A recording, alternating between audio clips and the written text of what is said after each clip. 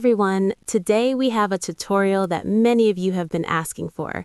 I'll show you how to create a bootable USB drive using Rufus.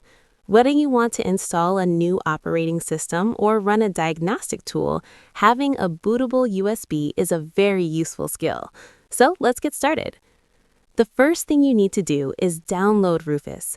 Go to the official Rufus website and download the latest version. Rufus is a free and open-source tool that makes creating bootable USB drives very easy. Once the download is PT based on your system. If you're not sure, you can select MBR since it works with most systems. Next, choose the file system, either NTFS or FAT32, and leave the cluster size set to default. Once everything is set, click on the Start button.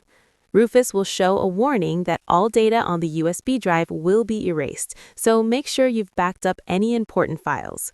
Click OK to continue, and Rufus will begin creating the bootable USB. This may take a few minutes, depending on the ISO file size and your USB speed.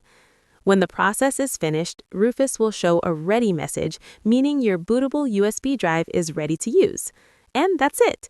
You've successfully created a bootable USB drive using Rufus. That's all for today's tutorial. If you found this video helpful, don't forget to give it a thumbs up, subscribe for more tutorials, and turn on the notification bell to stay updated. If you have any questions or suggestions, leave them in the comments. Thanks for watching, and I'll see you in the next video.